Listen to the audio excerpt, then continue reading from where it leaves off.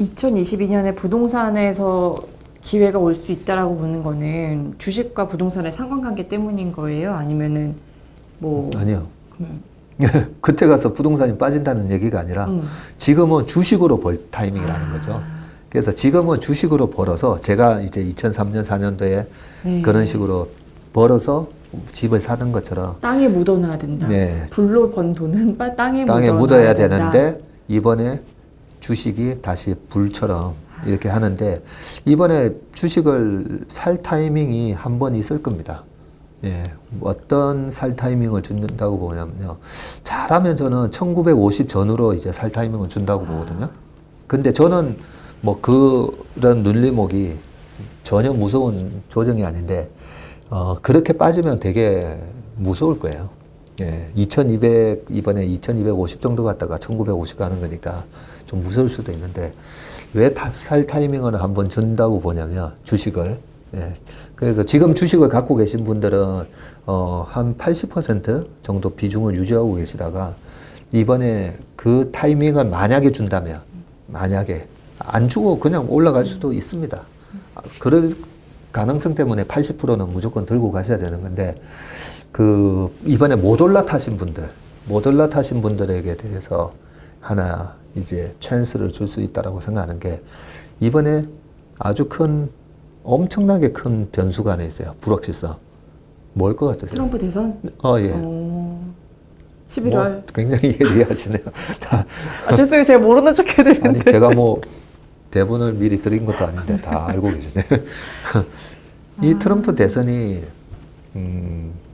이 얘기도 한번 들어보시면 되는데, 항상 우리가 뭔가 잘 모를 때 모르는 거가 위기가 될 수도 있지만, 과거의 사례들을 잘 분석을 해서, 이게 확률적으로는 이쪽 확률이 높다라고 하면 이제 배팅을 할 수가 있고 기회가 될 수가 있는데, 2016년도에 이제 트럼프 대선 당시에, 그때 당시에 이제 전부 다 힐러리가 된다라고 얘기했을 때, 유진투자증권에서 만약 트럼프가 미국 대통령이 된다면 리포트가 나와요.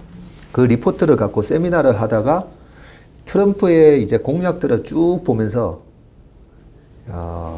이거 트럼프가 되면 주가가 폭등하겠네라는 생각을 했습니다. 그러면 트럼프가 돼야 되잖아요.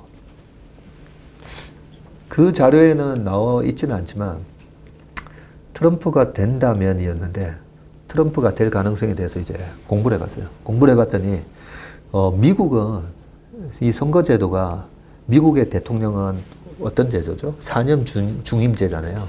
4년 중임제인데, 저는 미국의 대통령 제도를 어떻게 생각하냐면 8년 단임제라고 저는 생각해요. 좀 이상하지 않으세요? 8년 단임제. 중간에 변화한 적이 없죠, 사실은. 네, 거의 4년 하면 거의 재선돼요. 그런데 정말 못하면 잘라버려요. 정말 못하면. 그래서 손절매를 할 수 있는 시스템이라고 생각해요. 저는 우리나라도 이렇게 바뀌어야 된다고 생각합니다. 그래서 한 8년 정도는 내다보면서 정책을 할 수가 있어야 되잖아요. 그런데 5년 하다 보면 2, 3년 지나면 레임덕이 오고 정책을 밀고 갈 수가 없어요. 그래서 우리도 8년 하는데 4년 정도 보다가 이 사람 도저히 안 되겠네 하면 그 다음에 바꾸면 되잖아요. 그런데 미국이 옛날에 지금과 비슷하게 미국의 IT가 엄청나게 날아갔던 게 1990년대죠. 예, 1990년대.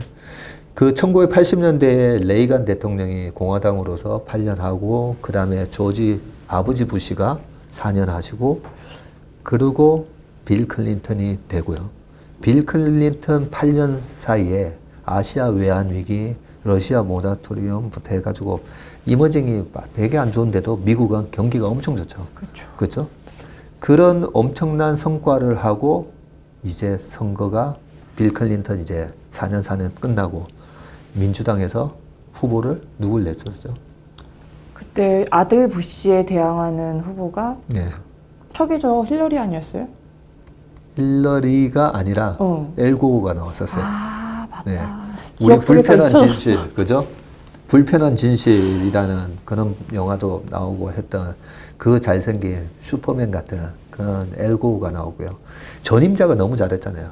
빌 클린턴이 너무 잘하고 빌 클린턴 하면 우리가 그런 생각도 들죠.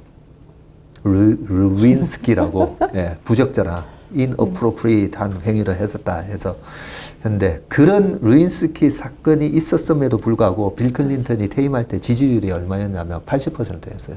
아주 인기 많은 네. 대통령이었죠. 그 빌 클린턴의 손을 잡으면서 엘고라는 그런 거의 무결점의 후보가 나오고요. 그 아버지도 되게 훌륭하신 분이셨거든요. 그랬는데 약간 텍사스에 약간 좀 건들건들한 이런 아들 부시하고 붙었는데 떨어졌어요. 그죠? 떨어졌는데 그때도 저는 이상하네. 어떻게 엘고가 떨어지지 하고 봤더니 엘고가 득표수가 훨씬 많았는데 플로리다에서 어쩌고 저쩌고 해서 떨어졌었어요. 그걸 보면서 이번에 미국에서 트럼프가 하기 전에 오바마가 잘했잖아요. 8년 동안. 오바마가 잘했는데 8년을 하고 나면 항상 미국은 바꾸더라고요. 8년을 민주당이 했으면 공화당으로, 공화당이 했으면 민주당으로 바뀌는데 그렇게 하지 않고 레이건 이후에 아까 아버지 부시가 한 번 더 했다 했잖아요. 그런 경우가 미국 선거 역사상 3번밖에 없었더라고요. 그러면 이 3번밖에 없었던 거에다가 배팅을 할 거냐, 바뀌는 거에 배팅을 할 거냐 봤을 때 바뀌겠구나라는 생각을 했던 거고요. 그러면 클린턴의 공약은 과연 미국의 이 선거 구조로 봤을 때 어느 정도의 공약을 하고 있나를 이제 그 유진투자증권 리포트를 보면서 더 확신을 하게 되는데 거기에 그렇게 돼 있어요. 미국의 백인 인구가 한 몇 프로인지 아세요? 한 30%? 백인이? 아, 히스패닉 포함해서인가요? 아니요. 순수 백인만. 순수 백인? 네. 30%? 순수 백인 30%. 배팅 30%? 네. 순수 백인이 70%가 넘어요. 네. 그렇죠. 되게 우리는 머릿속으로는 인터내셔널 막 정말 네. 용광로. 우리가 뉴욕, LA, 시카고, 샌프란시스코 이런 데만 생각하니까 대도시에는 당연히 백인 비율이 그것보다 훨씬 낮아요. 낮은데 미국 그 가운데 전부 백인이에요. 제가 공부했던 덴버도 백인 비율이 92%예요. 네, 그런 식으로 백인이 압도적으로 많아요. 77%라고 적혀 있었었는데 그 중에서 백인 중에서도 서민에 해당되는 백인이 55%예요. 트럼프가 굉장히 영리하게 그쵸. 백인 서민을 공략을 한 거예요. 전체 인구의 55%를 공략했고요. 두 번째, 미국을 움직이는 또 지도층이 있잖아요. 미국의 FRB 의당부터 시작해가지고 웬만한 유명한 기업들 보면 소위 말하는 유대인들이 많잖아요. 주이시들이 미국 사회에 이 지도층에 많이 포진되어 있는데 트럼프가 그런 얘기를 해요. 오바마 시절에 잘못된 중동 정책을 썼다. 우리는 이스라엘을 중심으로 하는 중동 정책을 펴야 된다라는 얘기를 해요. 저는 그걸 보면서 야, 백인 서민뿐만 아니라 이 미국을 움직이는 주이시들한테도 나는 너네들을 지원해 줄 거야 라는 메시지를 전했다고 봐요. 그걸 보면서 이번에 트럼프가 되겠구나 라는 좀 확신을 했고요. 그래서 그 10월 달에 저희 연기금 아웃소싱 가서 이제 뭐 거의 한 달에 아니면 거의 분기에 한 번씩 이제 운용 보고를 가거든요. 가서 이번에 왜 트럼프가 당선되는지 방금 그 이유를 설명해 주고 그리고 트럼프가 당선이 되고 나면 그 다음날 사람들이 오 뭐야 하면서 주가가 빠질 건데 그때 11월 10날에 11월 8일날 선거가 있었고 이제 11월 9일날에 이제 발표가 나고 나면 11월 10날에 삼성바이오로직스가 상장이 될 겁니다. 네. 그 삼성바이오로직스가 상장이 될 건데 그때도 저희가 지금 오늘도 SK바이오팜 가지고 계속 지금 그 분석을 해보고 있는데 그때 삼성바이오로직스가 상장이 될 건데 삼성바이오로직스는 이런 논리로 무조건 지지를 심으면 됩니다. 사람들이 트럼프가 당선된 거에 대한 패닉에 빠져 있을 때 그리고 미국 시장은 왜 최소한의 6개월 랠리가 나오는지에 대해서도 이제 그때 설명을 드리는데 트럼프의 공약 중에 당시에 35%였던 미국의 법인세를 19%인가로 낮춘다라는 공약이 있었잖아요. 결국 20%로 낮춰놨는데 그러면 우리가 무슨 과 나오셨어요? 저는 영문과 아니, 나왔습니다. 영문과요? 혹시 뭐 대학원에서 경영학 하지는 않으셨죠? 학부 때 경제학 부전공하고 예. 대학원은 신문방송학과. 그러면 보통주 평가 모델이라고 재무관리 시간에 배우나 주식은 어떻게 평가하는가 네, 그런 게 있어요. 주식이나 부동산이나 똑같은 평가 방법 똑같아요. 미래에 들어오는 현금 흐름, 그죠? 상가는 월세 수입이 될 거고요. 주식은 그 기업이 벌어들이는 이익이 될 거죠, 그죠? 그럼 미래에 들어오는 그 캐시플로우를 이제 프레젠트 밸류 현가화 시키면 되잖아요. 그래서 캐시플로우 나누기 K-G 해가지고 이자율로 할인을 해서 캐시플로우 1년 뒤, 2년 뒤, 3년 뒤, 4년 뒤 해서 쫙 해서 현재화 시키면 되는데, 현재 가치화 시키면 되는데, 미국의 기업에 법인세를 낮춰주면 캐시플로우에서 정부가 떼가는 세금을 15%나 그냥 기업한테 돌려주는 거예요. 그죠? 돌려주는 게 아니라 35% 떼가다가 20%밖에 안 떼가니까 캐시가 15%만큼 더 늘어나는 거잖아요. 그럼 무조건 주가는 올라가죠. 그렇죠. 네, 그래서 트럼프가 당선이 돼도 사람들이 뭐야 트럼프가 당선됐으니까 이런저런 얘기하면서 패닉에 빠질 때 그런 주식 삼성바이오로직스부터 그래서 저희 회사는 실제로 2016년도에 그 삼성바이오로직스부터 2017년도에 장을 굉장히 좋게 봐서 그 대응을 잘해서 그래서 뭐 자랑 하나 드리면 2017년도에 장관상을 받았었어요. 예, 정보통신부 장관상을 받게 되는데 그게 저희가 좀 다르잖아요.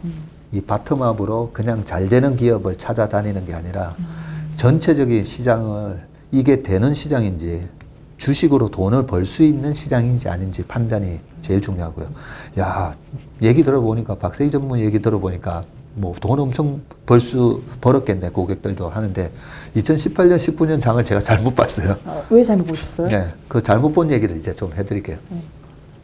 2018년에 처음에 2월달 되니까 금리가 이제 미국의 국채금리가 3%를 돌파하면서 우와 하면서 주가가 확 빠져요. 그때 저희가 또 매수 들어가서 먹었었는데 금리가 올라간다는 거는 경제가 좋으니까 금리가 올라가는 거잖아요. 그래서 금리가 올라가는 거는 결코 나쁜 건 아닌데 우리가 뭘 조심해야 되냐면 2000년 닷컴 버블이 무너지기 전에 6.5에서 무너졌다 했잖아요. 페드의 정책 금리가. 그리고 2007년도 리만 사태가 2008년도에 있기 전에 2007년도에 서프라임 모기지 사태가 떨어지기 전에도 페드의 금리는 5.25까지 올려놨었어요. 그래서 제가 이번에 2015년 이제 12월 달부터 금리를 올리기 시작했었는데 16년 12월 그 다음에 17년도에 또 금리를 거의 4번, 18년도에 3번 이렇게 빵빵빵빵빵 해가지고 9번 올리거든요. 그동안의 과거에 보면 페드가 금리를 올리거나 이런 시장 진정책을 쓰면 주가가 빠질 것 같지만 실제로는 주가가 굉장히 강해요. 왜냐하면 페드가 금리를 계속 올려야 될 정도로 경기가 좋기 때문에. 네. 그래서 금리를 올릴 때는 무서워할 게 아니다라고 생각을 했었는데 해서 바로 회복을 하더니 트럼프가 2018년 3월부터 5월달까지 서서히 보호무역주의를 얘기하다가 5월달에 관세 인상 이런 얘기를 터뜨리고 2018년 7월 5일인가에 첫 관세를 빵 때려버리거든요. 그 관세를 때렸을 때 제가 판단한 거는 과거 사례를 또 찾아봤죠. 과거 사례를 쫙 찾아보니까 나 1985년도에도 그때는 일본을 견제하기 위해서 또 이런 조치가 있었네. 그래서 1985년 9월 22일 날 뉴욕의 플라자 호텔에서 일본 재무장관 들어와, 독일 재무장관 들어와. 그래서 G5에서 모여서 너네들 너무한 거 아니야? 너네들만 먹고 살 거냐? 해서 그때 일본하고 달러랑 환율이 240엔이었었어요. 그 240엔을 엔화를 절상시키라 하고 실질적으로 1985년에서 87년 2년 만에 240엔이 120엔까지 떨어지거든요. 그런 현상으로 일본을 이제 견제를 하게 되고 일본은 그때 자산 버블이 일어나고 나중에 굉장히 또 힘들어지는 부분이 있었고 했지만 그때를 생각하면서 이렇게 매듭이 될 거다. 트럼프는 원래 경제인이니까, 그렇죠? 정치인이 아니라 경제인이니까 트럼프는 그런 식으로 미국 기업한테 좀 유리한 관세 정책을 만들어 놓고 이제 매듭을 지을 거다라고 했는데 그 매듭이 19년이 되도록 안 이루어졌었죠. 뜨뜻미지근하게 갔죠. 예.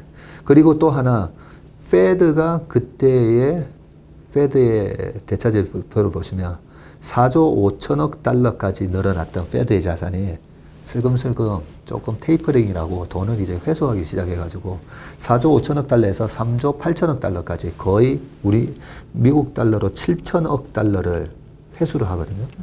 그러니까 엄청나게 큰 돈을, 자금을 이제 회수를 하면서 이머징 마켓 전체가 유동성이 사실은 많이 부족한 상황이 되면서 전체적인 미국 시장만 올랐지 다른 이머징 마켓이 주가가 못 올라가는 그런 현상이 이제 있었는데 그 부분에 저희가 2년 동안 고생을 좀 했죠. 그때 네. 국내 주식에 베팅을 하셔서 그랬던 거예요? 예, 우리 펀드들은 대부분 이제 국내 주식이었고 그때 저희가 이제 중국 투자하는 그 고객도 있고 미국 투자하는 고객도 있었는데 미국 투자하신 분들은 수익이 다 좋게 나오고 중국 쪽도 실질적으로 중국의 지수가 5,100포인트에서 저희가 중국 주식을 한 100억을 했었는데 그때 2,000포인트까지 우리 생각하고 다르게 간 거잖아요. 후광통이 열리고.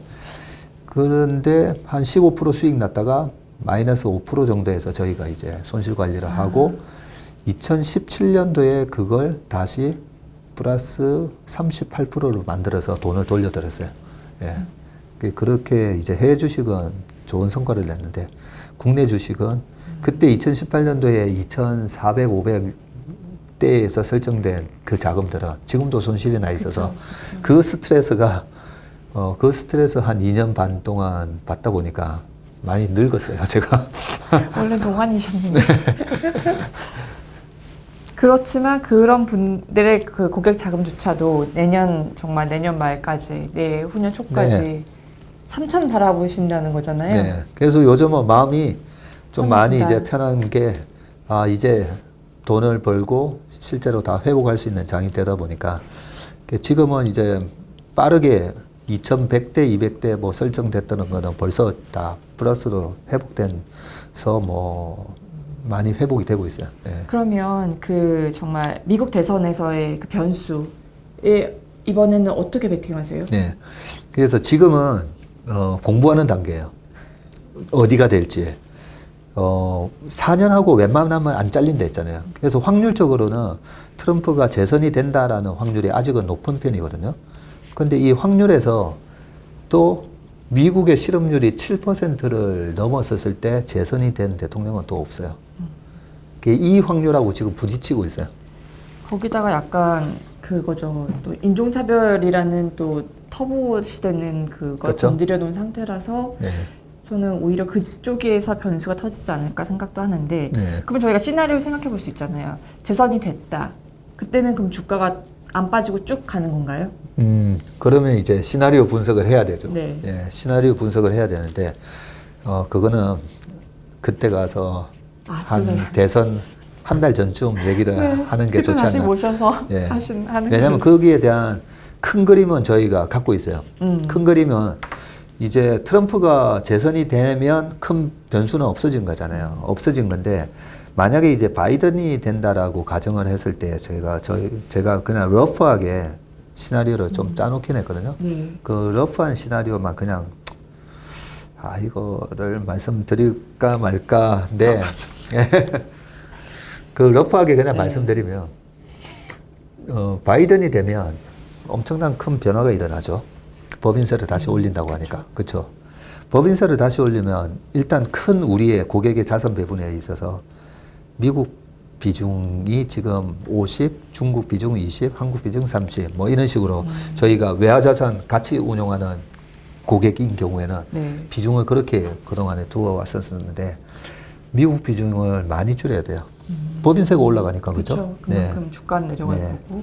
근데 그게 아까 말씀하신 대로 주가가 내려감으로 인해서 자연스럽게 비중이 줄어드는 그 정도가 아니라 예, 아예 그 미국 비중을 확 줄이고 국내 비중을 더 늘릴 생각인데 바이든이 됐다고 하면 그런 미국 시장에 있어서 충격이 좀 오면서 우리 시장도 같이 흔들거릴 수는 있는데 그게 이제 1950까지 또 빠질 수 있는 그런 리스크 중에 하나고 그걸 미리 선반영해서 빠질 수도 있어요. 네, 네, 네. 시장은 워낙 조급하니까. 예.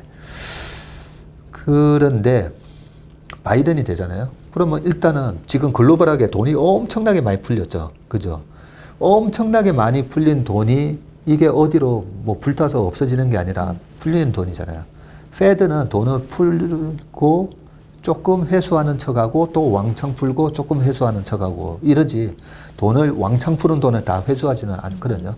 그래서 결국은 이제 유무형 자산에 대한 인플레이션이 앞으로 쭉 오게 되는데 그런 상황에서 미국 주식을 하는 게 좋으냐, 한국 주식이나 이머지 주식, 중국 주식을 하는 게 좋은지 시장이 굉장히 예리하게 판단을 할 거예요. 판단을 해보면 제가 보니까 중국, 한국 이쪽 이머징 마켓의 통화도 강세로 갈 가능성이 높고요. 예, 그런 부분에 있어서 일단 국내 주식한테는 그 변화의 순간에선 일단 그런 변동성이 확 일어나는 일이 있지만 내년, 내후년 초까지 우리 시장에는 외국인이 들어올 수 있는 큰 하나의 트리거가 된다. 뭐 그렇게 생각하고 있습니다. 그때 이제 떠났던 외국인들이 돌아오는 시점이 이제 어쨌든 환율에 연동돼서 오겠다는 거네요. 환율이 그러면 어느 정도까지 좀 내려갈 걸로? 원화가 그거는 환율은 환율을 예상해서 옮겨오는 게 아니라 네. 미국 주식보다 한국의 주식에 대한 매력도가 높아지면서 미국 주식보다는 한국 주식으로 하자 하면서 돈이 달러를 팔고 원화를 사서 원화 주식을 사다 보니까 환율은 그렇죠. 당연히 따라오는 이제 종속 변수로서 환율이 떨어질 건데 환율이 떨어지는 거는 뭐 1,100원까지도 떨어질 수도 있고요. 이게 뭐 1,050원 갈지 그거는 지금에서는 아무 의미 없는 얘기이기 때문에 어쨌든 그런 변화가 그 누가 대통령이 되느냐에 따른 미국 기업의 캐시플로우가 바뀌기 때문에 그렇죠. 큰 변화의 트리거가 된다라고 보시면 됩니다. 그렇게 됐을 때는 미국 주식을 하는 게 매력도가 떨어지는 거잖아요. 그런데 예. 그러면은 지금 미국 주식을 하려고 공부 많이 하시는 분들, 저희도 주코노미에서 열심히 미국 주식 얘기를 하는데 그렇죠. 그때가 기회니까 들어가라가 아니라 조금 더 기다려야 되는 거네요. 근데 오늘 저희 고객들 분한테 고객 상담을 하면서 달러 자산은 어느 정도 저는 가지고 가는 게 맞다고 보거든요. 달러 자산은. 그러면 달러 이걸 다 팔아가지고 한국 주식으로 옮겨 타라. 저는 그렇게는 얘기를 안 합니다. 달러 표시의 이 미국 주식 중에 이머징 마켓이 좋을 경우에 올라가는 미국 주식들이 있어요. 알리바바 같은 거? 알리바바 같은 것도 해당될 수가 있겠네요. 해당될 수가 있는데 제가 그렸던 대로 시장이 흘러가면 미국 기업임에도 불구하고 주가가 올라가는 기업이 있더라고요. 그래서 저는 오늘 이제 만약에 이제 바이든이 되고 하면 미국의 포트폴리오를 바꿀 거라는 얘기를 했어요. 어떻게 이머징 쪽이 살아나는 거에 대한 수혜를 보는 그런 기업들로 포트폴리오의 비중을 바꿀 테니까 그 달러를 어느 정도 쥐고 가고 싶은 그런 자산 배분을 달러 자산을 어느 정도 해놓으신 분한테는 국내 주식을 할 자금은 또 있으시니까 이걸로 국내 주식은 그렇게 하시고 그 달러 주식에 대한 포트폴리오를 변화시켜야 될 것 같습니다. 그런 얘기를 했죠. 이 부분은 확실하게 바이든이 된다는 좀 확신이 들면 그때 가서 제가 다시 모셔서 그때는 포트폴리오를 정말 어떻게 변경해야 되는지까지 좀 설명해 주시는 걸로. 네. 그렇게 봤을 때는 이제 정말 이 11월 변수가 안 됐을 때 약했을 때 그래서 정말 이제 2차 웨이브 사실상 없고 계속 쭉 간다라고 했을 때는 지금 못 올라타신 분들 있잖아요. 네. 그런 분들은 안전하게 가려면 지금부터 계속 분할 매수해야 되는 거네요. 국내 주식을. 아, 국내 주식은 지금이라도 들어가야 된다. 예, 지금 일단은 발을 담궈 놓으셔야 돼요. 예, 발을 담궈 일단 보세요. 시장은 우리가 시장을 좀 베어리시하게 안 좋게 보셨던 분하고는 반대로 갔잖아요. 그죠? 반대로 갔는데 내년에 어떤 일이 벌어지냐면 눈빛이 반짝반짝해지셨어. 네, 너무 이거 점쟁이처럼 그러니까 얘기해서 이게 아니 고급 정보를 알려주기 직전에 눈빛으로 네. 돌변하셨어요. 네. 되게 네. 말씀해 주세요. 네. 그 지금은 이제 패시브 펀드가 많이 늘어났잖아요. 그죠? 네. 우리 같은 이런 여러 가지를 보면서 들어가는 그런 액티브 펀드보다 패시브 펀드가 많이 늘어났고 레이달리오 같은 그런 브릿지워터 어소시에이트 같은 데가 다 시스테마이즈 시켜가지고 퀀트 소위 말하는 퀀트를 여러 가지를 해서 이제 의사결정을 많이 하거든요. 그래서 제 생각대로 안 될 가능성이 굉장히 높기도 하고 한데 그 퀀트가 어떤 식으로 주식을 매수하는지를 로직을 알고 우리는 먼저 대응하자. 이런 식으로 지금 포트폴리오를 짜고 대응을 하고 있는데 그게 최근에는 아주 잘 맞았죠. 아까 그런 여러 가지 뭐 인덱스, 그쵸. 빅스 인덱스나 이런 거 보면서 과거에 그 비슷한 사례들과 그 비슷한 그런 콘테에서 나오는 데이터를 가지고 일단은 했는데 맞았잖아요. 그러면 저희가 맞은 로직대로 계속 시장이 흘러간다고 보면 자, 주식은 이것도 엄청 중요한 얘기인데 엄청 뜸들이세요. 네. 주식은 저는 주식은 말씀드릴게요. 주식이 왜 어렵냐면요, 그죠? 그 피터 린치가 그런 얘기를 해요.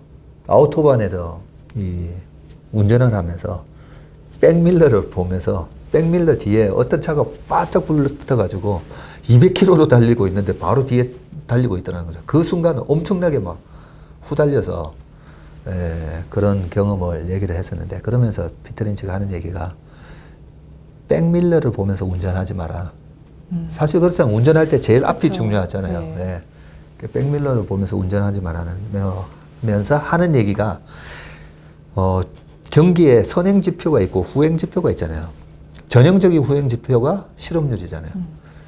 그래서 이번에 실업률이 올라가고 거기에서 이제 고용이 많이 망가지면서 소비할 주체가 없어지고 그런 것 때문에 경기는 다시 밀리고 이런 이제 시나리오들은 어떻게 보면 경기 후행 지표를 보고 백밀러를 보고 운전하는 거랑 똑같다라는 얘기를 이제 설명을 하거든요.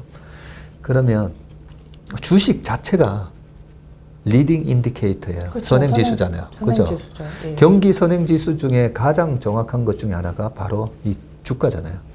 그러면 주가는 올라가는데 이번에도 엄청 빠르게 올라와서 다들 놀랬고 저도 제가 생각했던 것보다 좀 더 빨리 왔어요. 7월 달에 2100을 돌파하는 거를 저는 생각을 했었는데 훨씬 빨리 왔죠. 그런데 지나고 보니까 4월 달에 실업률이 13.9%인가 나오고 그죠? 그리고 5월 달에 13.9가 14. 얼마인가 헷갈리니까요. 그랬는데 이번에 5월 달에 실업률이 19.8%를 예상을 했거든요. 14.7%였던 것 같으네요. 그랬는데 이번에 실업률이 얼마 나왔냐면 13%대가 나왔어요. 우리가 뭐 경제학뿐만 아니라 그 골드만삭스 같은 데서도 다 예측을 하기를 거의 19% 이번에 넘어간다 했는데 13%가 나왔던 거죠. 그 정도로 경기 지표가 이렇게 생각보다 좋아질 거라는 걸 주식은 기가 막히게 알았던 거죠. 그죠? 기가 막히게. 기가 막히게 알면서 주식은 우리 생각하고는 달리 정확한 미래를 내다보면서 움직이고 있거든요. 그러면 주식을 움직이는 거는 그 지난달과 비교도 하고 지난달과 비교를 하면 아까 실업률 같은 데이터도 있지만 QOQ로도 비교를 하죠. 분기별로. 그리고 제일 많이 보는 게 YOY예요. 작년 동기 대비해서 지금이 어떻느냐를 제일 그런 퀀트라든지 패시브 펀드에서는 제일 많이 보는데 내년 3, 4, 5, 6, 7월 달에 한번 상상을 해보세요. 그렇네요. 어떤 일이 발생하냐면요. 이번에 기저효과가 엄청나겠네요. 그렇죠? 대공황 이후로 이런 숫자는 처음이다라는 나쁜 지표가 나왔잖아요. 대공황 이후로는 이런 숫자, 이렇게 좋게 나오는 숫자는 처음이라는 얘기가 이제 나올 거예요. 내년에. 네, 그런 걸 상상을 해보면 이번에 지금이라도 들어가야 된다. 네, 지금이라도 일단은 50에서 80% 정도는 발을 담궈 놓으시고 이 발을 담궈 놓은 상황에서 추가적인 포지션은 이번에 미국 대선이라는 아주 큰 저는 코로나 바이러스가 가을에 다시 확 퍼지면서 충격은 오지는 않는다고 보고 있습니다. 그 대신 이런 불확실성에 대한 대선에 대한 불확실성은 기업 이익에 실질적으로 영향을 미치기 때문에 그 부분에 대한 부분을 잘 활용하시면 될 것 같아요. 근데 지금 개인들은 사실은 되게 액션을 잘 취하고 있어요. 그런데 의외로 사실 워런 버핏도 그렇지만 많은 정말 그루들이나 아니면 기관들은 현금을 모으고 아직 액션을 안 취하고 있다는 거잖아요. 소위 말하는 그런 선수들은 결국에는 이 2차 웨이브를 기다렸다가 그때 들어가려고 하는 거겠죠? 예, 그러면 네. 그 대단한 분들이 저는 정말 그분들이 너무나 대단한 게 어떻게 저렇게 자기 스스로를 저렇게 공개적으로 이번엔 내가 잘못했다라고 그게 저는 이번에 그분들한테 배운 또 하나의 큰 덕목이라고 생각하는데요. 왜냐하면 내 실수를 인정하는 데서부터 뭔가 개선책이 나오는 거잖아요. 내 실수를 인정 안 하고 시장이 틀렸다라고 계속 얘기하는 순간 개선이 될 수가 없는 거잖아요. 그렇죠? 근데 그분들은 내가 이번에 바닥에서 델타 에어라인, 보잉 날린 거 잘못했다. 은행주 바닥에서 날린 거 내가 좀 잘못했다라는 얘기를 하잖아요. 그리고 스탠리 드러큰밀러 같은 분들도 내가 잘못을 생각했다라고 얘기를 하는데 그러면 워런 버핏은 델타 에어라인하고 그런 주식들을 판 거를 왜 팔았다라고 저는 생각을 하면 두 가지인데요. 일단은 첫 번째는 나이가 너무 많으시니까 그 코로나 바이러스에 대한 민감도가 일단 다른 거죠. 그 89세, 95세의 찰리 멍거랑 그분들이 만약에 코로나 바이러스 걸리면 죽을 수가 있잖아요. 그래서 거기에 대한 이제 공포감이 훨씬 더 컸다라고 생각하고요. 그런데 그것보다도 또 하나 더는 뭐냐면 주식 천재잖아요. 이 주식을 갖고 매매하느니 다른 주식을 사는 게 낫다라고 저는 판단을 했다라고 보세요.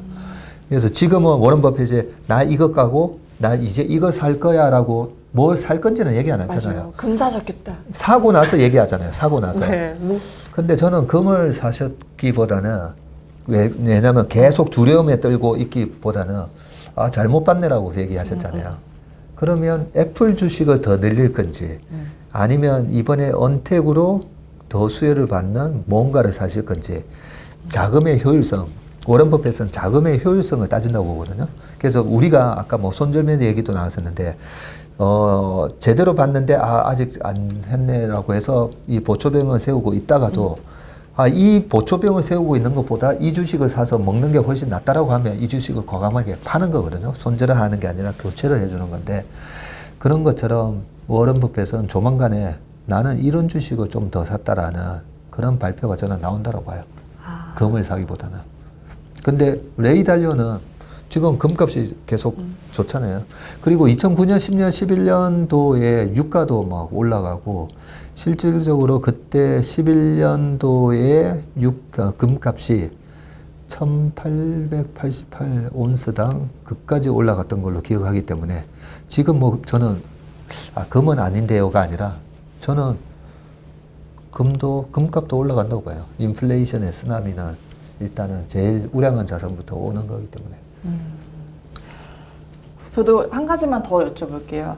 아까 유동성 장세랑 금융 장세 비교를 좀 해주셨는데 지금 상황은 그러면 유동성 장세인지 금융 장세인지 그리고 선수들은 유동성 장세에 들어가는 게 아니라 이제 실적 장세에 진입한다라고 또 하셨는데 그렇다면 이게 뭐 한 올해 말 이때쯤 들어가면 되는 건지. 예. 다른 데 방송한 거 다 들으셨나 봅니다. 그럼요. 네. 진짜 그래요. 저는 제가 고수들 모임 뭐 이런 모임을 많이 했었는데요. 95년도에 만든 모임 중에 대학생 모임이 있었고 여의도 직장인 모임이 있었는데 저는 이제 직장을 빨리 들어가다 보니까 이 두 모임에서 다 천억대 부자는 나왔어요. 네, 천억대 부자가 나오고 또 제가 그 저축은행에 고유하러 갔을 때는 이 고유의 지도들의 노하우를 좀 배우고 싶어서 고유 제일 잘하는 사람들, 지점에 있는 사람, 또 이 증권사에서 프랍데스크라고 해서 고유 자금 운영하는 그 제일 잘한다는 몇 분들 모아서 또 모임을 만들었었어요. 그러면서 이제 많은 노하우들을 배우게 되는데 그분들이 이번에 이렇게 유동성 리스크 때문에 시장이 마켓 리스크로 확 빠졌잖아요. 그럴 때 딱 보고 계세요. 보고 있다가 쭉 올라오면 이제 확실하게 시장은 안정이 됐네. 이제는 소위 말하는 내가 산 기업이 뱅크럽트 되는 부도가 나는 리스크는 없어졌네. 98년도에는 얼마나 정말 안 좋았었냐면 외국인들이 한국에서 돈을 싹 빼가다 보니까 은행에 돈이 없어지고 은행이 돈이 없다 보니까 은행들은 우리나라 기업들 흑자나고 있는 기업들의 회사채가 돌아오잖아요. 그 회사채를 하면 원래는 롤오버를 해줘야 되는데 그 롤오버를 안 해주고 은행들이 그냥 돈만 딱 챙기다 보니까 흑자 부도가 났었어요. 흑자 부도가. 그런 리스크가 있을 수가 있기 때문에 정말 선수들은 그런 리스크까지도 없어지는 것을 보고 있다가 이제 다 없어졌구나 하면 본격적으로 이제는 이 위기 속에서 앞으로 실적이 계속 좋아지는 것들이 뭐지 하고 실적을 쫓아서 들어오는 실적 장세가 본격화되는데요. 요즘은 이런 것들이 저만 아는 논리가 아니다 보니까 이런 분들이 벌써 들어오고 계시고 2009년도에 칠공주라는 얘기 들어보셨어요?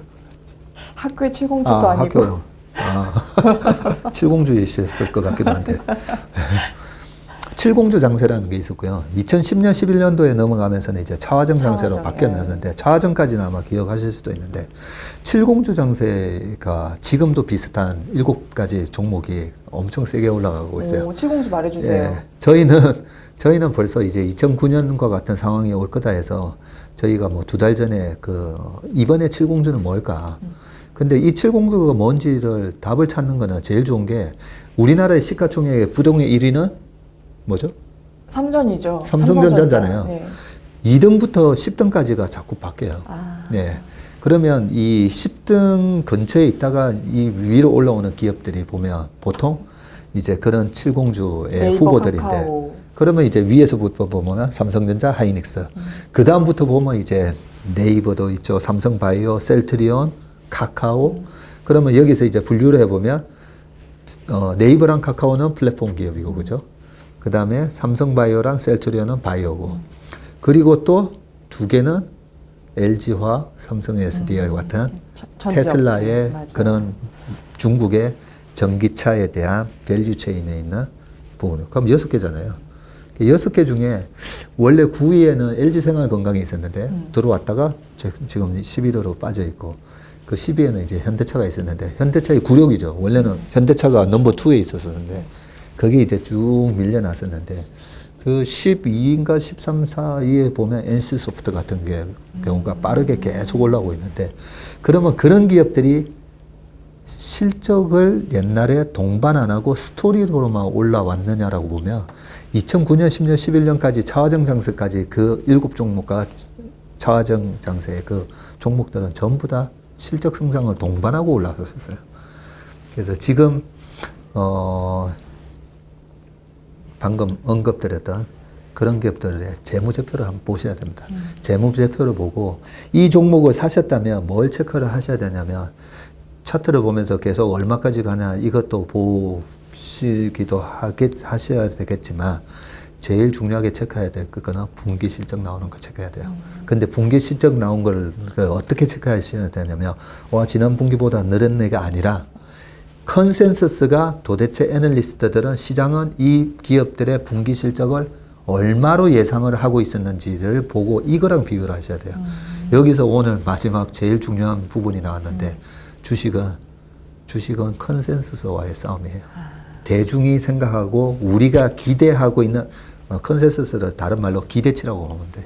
기대치하고 싸움이에요. 저 혼자 독특하게 생각하면 안 되네요. 네, 그렇죠. 네. 시장의 기대치가 어느 정도에 반영이 되어 있고 이 시장의 기대치를 이 기업의 실적이 맞추면서 올라가는지를 이렇게 보면 되시는데 최근에 보면 다 올라가는 주식들은 보면 다 서프라이즈가 나면서 올라가고 있어요. 그렇게 봤을 때 결국엔 연말까지 기다릴 거 아니고 아까 계속 말씀하셨지만 이미 50에서 80%는 발을 담그고 있고 실적이 나왔을 때 서프라이즈급이 나오면 더 넣는 거다 이렇게 봐야 되는 거네요. 예, 그 분기 실적이 꺾일 때부터 주식을 절반씩 줄이면 돼요. 절반 줄이고 그 다음 분기 실적에도 그 실적을 체크 못하면 줄이면 되고 우리가 주식을 살 때 왜 주식을 살 때 두려운지 아세요? 언제 팔아야 될지를 모르기 때문에 두려운 거예요. 그렇죠? 네. 언제 팔아야 돼요? 방금 실적이 말씀드렸잖아요. 꺾일 때. 네, 그렇게 따지면 삼성전자 사실 국내 주식하면 삼성전자가 네. 흐름을 주도하는데 삼성전자는 이제 하반기 실적 안 좋아지는 거잖아요. 안 좋아져요? 하반기 실적이 좋아지는 거죠. 네. 하이닉스는 2분기 실적이 좋았고 3분기 안 좋아지는 거고 네. 삼성전자는 2분기 안 좋지만 3분기 좋아질 거라고 지금 예상하는 거잖아요. 네. 근데 그게 이미 가격에 선반영돼 있다라고도 또 보는 거잖아요. 네. 거기다가 또 부회장님 변수가 또 있는 거잖아요. 네. 그렇게 보면은 되게 하반기 동안에는 좀 주가가 옆으로 기지 않을까 이런 생각이 들기도 하는데. 네, 불확실하죠. 예. 어떻게 될지. 그래서 주가가 오늘 너무 많은 걸 얘기하는데 너무 주가는 떨고 있어. 예, 주식에 PER하고 PBR이 있잖아요. 네. 근데 어떤 기업들은 PER이 30이고 어떤 기업은 PER이 5배이기도 하잖아요. 그 PER하고 PBR 아니면 뭐 EV, EBITDA 뭐 등등의 여러 가지 밸류에이션 지표가 있는데 그걸 우리는 뭐라고 얘기하냐면 멀티플이라고 그러죠. 이게 얼마를 곱해서 시가총액이 결정이 되니까 그걸 멀티플이라고 그러죠. 그래서 PER을 10배 줬다면 와 멀티플 10배를 줬네 이런 식으로 표현하거든요. 근데 이 멀티플을 10배를 줄 거냐 20배를 줄 거냐 30배를 줄 거냐에 있어서 가장 중요한 것 중에 하나가 이거는 교과서에 안 나오는 얘기인데 feasibility라는 소위 말해서 어느 정도 이런 실적을 시장이 기대하는 실적을 이렇게 낼 수 있는 것에 대한 실적에 대한 가시성이에요. 또 하나가 feasibility라고 해서 실현 가능성을 이 두 가지를 같이 보셔야 돼요. 그런데 반도체가 됐든 반도체는 B2C 기업인가요? 아니면 B2B 비즈니스인가요? 삼성전자만 보면 사실 B2C, B2B가 다 있어서 다 있죠. 네. 네. 경쟁 근데 반도체는요? 반도체는 B2B로 봐야죠. 그죠? 네. B2B죠. B2B인데 여기서 B2B 기업들이 보면 멀티플을 높게 받을까요? 낮게 받을까요? B2B 낮게 받을 것 같아요. 왜요? 정답이에요. 일단 왜냐하면 멀티플 높게 받으려면 좀 사람들이 많이 알아야 되고 관심도 많이 받아야 되고 그래서 돈이 좀 들어와야 되는데 B2B는 일단 소비재와 거리가 머니까 네. 사람들이 잘 모르겠죠? 네. 아닌가? B2B가 왜 멀티플을 낮게 받냐면요. 현대차 밑에 엄청나게 많은 하청업체들 있잖아요. 자, 탐방을 갔어요. 우리가 이번에 이렇게 해서 현대차든 삼성전자든 이렇게 납품을 하려고 합니다. 그죠? 근데 거기서 써주냐고. 우리 그동안에 관계가 좋았기 때문에 써줄 겁니다. 예. 그런데 또 써주다가도 나중에 보면 단가도 인하시키고 후려치고 그죠? 여러 가지 종속적이잖아요. 보면 그런 관계에서 B2B 기업은 그러다가 어떤 경우에는 옛날엔 그런 대기업의 횡포도 많았었잖아요. 이거 쓰다가 너네 이제 됐어. 우리 거 이거 쓸게. 그래서 대기업 입장에서는 어쩔 수 없어요. 솔 밴드로 가는 것보다 여러 밴드를 나눠야 단가도 낮출 수도 있고 경쟁을 시켜서 그죠. 그러다 보니까 B2 기업들은 멀티플을 높게 못 받는 거예요. 그런데 거기다가 반도체 전방 산업의 서버 그죠? 옛날부터 그 다음에 모바일 이쪽이 얼마나 투자가 들어갈지 페이스북하고 아마존하고 저기 마이크로소프트가 우리가 이번에 얼마나 투자할 거니까 반도체 수요가 얼마만 될 거야라고 안 가르쳐 줍니다. 왜냐면 협상을 해야 되잖아요. 반도체 기업하고. 그 일부러 안 가르쳐 주죠. 왜냐하면 걔네들도 서브 투자하는데 웬만하면 조금 싸게 가져와야 되니까. 그런 불확실성 때문에 이게 얼마나 팔릴지에 대한 수요 예측은 굉장히 힘든 거예요. 근데 B2C 기업은 보세요. B2C 기업은 화장품, 그죠? 화장품이면 딱 답이 나오실 거 아니에요. 저는 화장품 안 쓰니까 모르겠지만 지금 아모레프시픽하고 LG 건강의 후랑 뭐 비교해서 저 제품이 지금은 트렌드 타고 있어요. 알 수가 있잖아요, 우리가. 그런 부분에 있어서 그 회사의 미래 이익에 대한 예측 가능성이 B2C 기업이 훨씬 높기 때문에 멀티플을 높게 받는 거예요. 그래서 삼성전자 이제 하이닉스나 이런 반도체 부분에 대한 이익 전망이 그러면 과거에 다 맞았나요? 2018년, 19년 다 틀렸어요. 네, 그죠? 그래서 수요에 대한 전망은 웬만하면 안 믿는 게 맞고요. 그걸 못 믿다 보니까 주가가 지금 그런 거예요. 그러면은 제가 질문 조금 바꿔서 할게요. 하반기에 계속 질문이 나오네. 삼성전자 마지막에 네. 진짜 마지막. 삼성전자를 사는 기회와 반도체 소재 장비 업체들, 그러니까 벤더 업체들이죠. 이 종목들을 사는 기회 중에 어느 걸 잡아야 되나요? 그거는 반도체 애널리스트한테 물어보시는 게 나을 것 같아요. 아, 네. 진짜 솔직한 마음에. 저희는 어떤 그림을 그리고는 있지만 그 그림이 틀릴 이 수도 반도체 있어서. 애널리스트들이 내린 결론에 비해서는 너무나 제 지식이 너무나 공부한 게 너무나 약해요. 네. 네, 그래서 저희는 방금 얘기하셨던 그 부분에 대한 분명히 되게 긍정적으로 보긴 하거든요. 어느 쪽을요? 삼성전자를? 밑단에 있는 기업들. 소재 장비 업체들. 밑단에 있는 기업들을 되게 맞아요. 긍정적으로 보는데 맞아. 그 이유에 대해서는 뭐 좋게 본다면 설명을 드려야 될 거 아니에요. 네네네. 그 설명은 다음 반도체 시간에. 애널리스트 아니요 저 부르지 마시고 네네네. 반도체 애널리스트부터 불러서 한번 들어보시는 게 나을 것 같습니다. 그 밴드 전망 좀 부탁드릴게요. 시장 전망요? 네네. 시장 전망 같은 거는 틀릴 수가 있기 때문에 그 시장 전망은 우리가 예측보다는 대응 이런 얘기를 많이 하잖아요. 네. 근데 일단은 무조건 예측을 하고 들어가야 돼요. 그렇잖아요.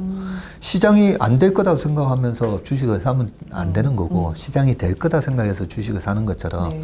일단은 시장이 되는 시장인지 아닌지에 대한 이제 예측을 하고 들어가야 되는데 저는 어떤 그림이냐면 아까 미국 대선에 대한 불확실성 뭐 이런 것 때문에 일단은 그 11월 달까지는 8, 9, 10월 달에는 계속 이제 시장이 여기서 그동안에 3개월 동안에 치고 올랐던 그 파죽지세의 흐름이 지속되기보다는 일단은 미국이 어떻게 되는가를 간을 볼 것 같아요. 그 간을 보는 흐름 때문에 지금은 전략이 완전히 바뀌었어요. 그동안은 바이 앤 홀드였다면 지금은 밸류에이션이 비싼 기업들이라든지 뭐 여러 가지 기업들에 대해서는 일단은 트레이딩 전략으로 저희는 바꾸는 상황이고요. 이것도 좀 다르죠. 주식은 사서 그냥 계속 들고 가야 된다라고 생각하는데 그런 부분 바뀌고요. 그리고 대통령이 결정이 되고 올해 12월부터 이제 본격적인 그 엄청난 또 실적 장세가 이제 동반되면서 내년에는 이게 어디까지 갈지는 모르겠는데 어쨌든 2,500에서 3,400 사이 원래 이렇게 너무 범위를 해서 얘기는 하지 않고 저희는 구체적인 어떤 밴드가 있는데 근데 이런 밴드 얘기는 좀 잊어주시는 게 좋은 게 제가 제 투자 원칙 중에 하나가 내 IQ는 80이다거든요. 그래서 시장의 상황이 변하면 내가 어제 무슨 말을 했는지를 잊어버리고 저희는 또 액션이 들어갔기 때문에 박전무가 3천 들어간다고 했는데 그런데 분명히 제 비유가 바뀌면 제가 어떤 방송에 나오든 한번 얘기는 할 거예요. 네네네. 예, 그걸 얘기를 해주는 게 저의 책임이라고 생각하기 때문에. 역시 여의도 1타 강사님. 감사합니다. 저희 프로그램 나오셔서도 꼭 얘기해 주세요. 네. 근데 오늘 3시간 방송한 거 저 처음이에요. 3시간 아니 2시간밖에 안 했어요. 3시간, 어머 이렇게 시간이 됐구나. 네, 2시간 반이네요. 2시간 만에. 감사합니다. 네, 저희 지금까지 박세익 인피니티 투자자문 전무님 모시고 전무님의 실패담, 성공담, 그리고 우리 부자가 되기 위해서 주식 투자 대응을 어떻게 해야 되는지에 대해서 정말 조목조목 짚어주셨습니다. 감사합니다.